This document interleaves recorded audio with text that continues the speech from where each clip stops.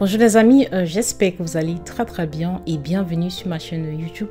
Dans cette vidéo, je vous parle de quelque chose assez important pour ceux-là qui aspirent à devenir analyste de données. Ce sont des questions en fait que je pense que vous deviez vous poser si vous voulez vraiment devenir analyste de données. Il y a une chose qui est importante à savoir, c'est que durant ces 2-3 dernières années, il y a eu une hausse quand même de demande dans ce métier-là d'analyste de données. Il y a aussi une hausse en termes de personnes qui sont intéressées davantage à devenir analyste de données. Donc dans cette vidéo, j'ai décidé donc de vous présenter 6 questions que je pense que si vous aspirez à devenir analyste de données, vous deviez vous poser ces questions-là pour savoir déjà si le métier en question, ça match avec votre personne, en fait, avec votre personnalité. La première question que je pense que vous deviez vous poser, c'est à savoir si vous êtes une personne de curieuse. C'est une question de savoir donc, est-ce que je suis une personne de curieuse de nature? Est-ce que je suis une personne qui essaie d'entrer dans les détails? Est-ce que quand on présente une information, vous n'êtes pas du genre à rester du genre à la superficie et puis ça va pour vous? Est-ce que vous creusez, vous voulez savoir un peu plus? Est-ce que vous questionnez les choses? Est-ce que quand on vous présente une information, vous êtes du genre, mais pourquoi il y a ça en fait? Pourquoi c'est comme ça? Et si on changeait telle chose, est-ce que ça va être toujours pareil? Qu'est-ce que ça va changer dans le résultat en fait? Et comment est-ce que ça se fait qu'il y a telle information qui a changé au fil du temps? Vous deviez être cette personne-là qui a une très grande curiosité. Donc c'est la première question que vous devez vous poser. Est-ce que je suis une personne de curieuse? Est-ce que c'est le cas pour vous? Donc c'est une question que vous devez répondre. La deuxième question que vous devez vous poser qui est importante, c'est un peu relié à la première question, c'est est-ce que j'ai un esprit analytique d'habitude? Vous savez, il y a des gens aux alentours de nous-mêmes qui analysent un peu de tout. Parfois, ils en font même trop. En fait, il y a des gens qui analysent toutes les situations. Et ça, c'est quelque chose que vous avez besoin d'avoir si vous voulez être analyste de données. Une personne qui analyse, qui a un esprit en fait d'analyse. C'est une personne qui connaît structurer sa pensée aussi. C'est pas une personne qui analyse de tout en désordre, mais c'est une personne qui connaît structurer sa pensée, organiser les informations, savoir faire les relations cause à effet en fait, pouvoir établir un processus. Ça permet aussi plus tard donc, de résoudre un problème. Donc, c'est une personne qui a un esprit logique des choses. Donc, est-ce que vous êtes quelqu'un qui est comme ça? Si c'est le cas, c'est une très bonne chose parce que vous avez besoin de ça pour être analyste de données. Vous avez besoin de ça dans votre métier d'analyste de données. La troisième question que vous deviez vous poser, que je trouve aussi très importante, c'est une question de façon plutôt business, affaires. Est-ce que vous avez une connaissance en fait business de façon globale? Parce que quand vous êtes analyste de données ou bien quand vous aspirez à devenir analyste de données, pour l'instant vous ne connaissez pas dans quelle entreprise vous deviez travailler, mais vous deviez connaître qu'une analyste de données doit avoir une bonne connaissance à faire. Parce que oui, être analyste de données en fait c'est de chercher des insights dans les données. Donc c'est pouvoir permettre à l'entreprise d'utiliser vos informations que vous allez produire pour prendre des décisions stratégiques pour l'entreprise. Donc, c'est vraiment important d'avoir une connaissance d'affaires parce que vous allez traduire les données dans un langage qui est compréhensible en fait pour le business, côté business. Ça aide beaucoup aussi au niveau des KPI parce que quand vous avez une connaissance du monde d'affaires dans lequel vous travaillez, vous connaissez quels sont les meilleurs indicateurs, enfin les bons KPI dans ce domaine-là. Vous connaissez les objectifs commerciaux, vous avez une bonne idée en fait de quelle stratégie il existe et puis vous devez connaître côté concurrentiel aussi s'il y en a, si c'est mis en avant. Parce qu'il y a certaines entreprises que côté concurrentiel, c'est beaucoup plus axé dessus. Mais vous devez connaître plein de choses. Donc, le côté business est très important. Donc, si vous êtes analyste de données, vous devez vous y intéresser. Par exemple, si aujourd'hui vous êtes analyste de données dans, je sais pas, le domaine de la finance, donc dans une banque et tout, vous devez connaître quand même des connaissances, vous devez avoir des connaissances comptables, de comptabilité de base et tout. Donc ça, c'est une information, c'est une chose que vous devez vous demander. Est-ce que de nature, je suis du genre à avoir une connaissance beaucoup plus globale sur les affaires et tout? Est-ce que j'ai des connaissances, que ce soit finance, je sais pas moi, marketing, n'importe quoi? Est-ce que vous avez des connaissances assez quand même globales sur des affaires comme ça? Est-ce que vous en avez? Si c'est le cas, c'est une très bonne chose parce que vous aurez besoin de ça. La quatrième question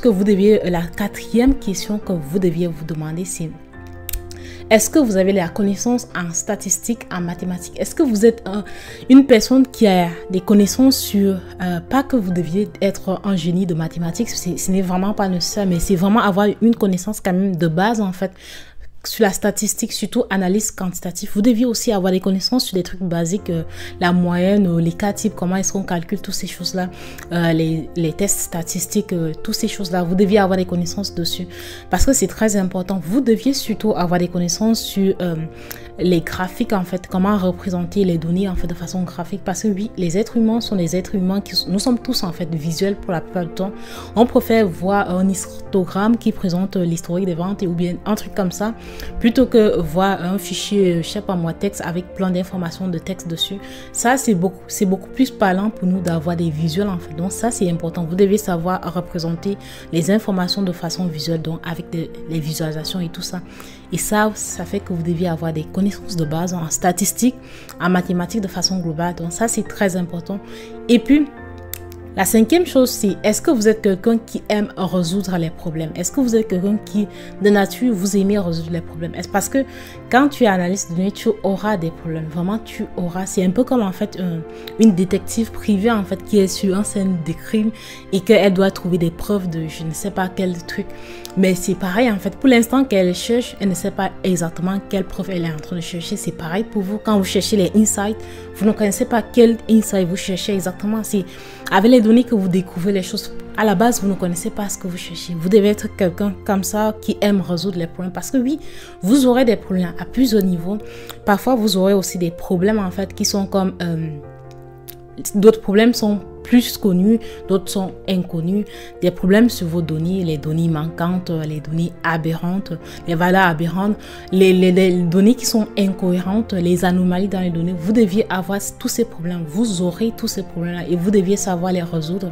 Et puis quand vous allez vouloir sortir des insights dans vos données, à chaque fois, c'est pas tout le temps, mais vous deviez, certaines fois, vous aurez des problèmes en fait. C'est pas tout le temps, ça va pas marcher d'un coup.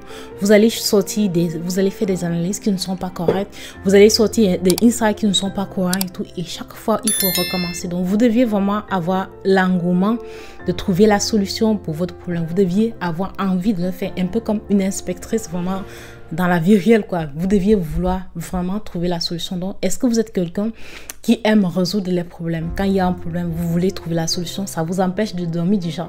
Est-ce que vous êtes quelqu'un de comme ça? Donc, ça, c'est vraiment très important. Donc, ça, c'est la cinquième question que vous deviez vous poser. Est-ce que de nature, je suis une personne qui suis curieuse, j'aime résoudre les problèmes? Est-ce que je suis une personne de nature que j'ai un esprit analytique? Est-ce que je suis quelqu'un comme ça? Est-ce que vraiment, je suis du genre à suivre de la logique dans mes affaires? Est-ce que quand il y a un problème, j'essaie de trouver les relations causales? Qu'est-ce qui a causé ça? Pourquoi il y a ça? Je me pose des questions. Et s'il y a tel paramètre qui change, qu'est-ce qui se passe?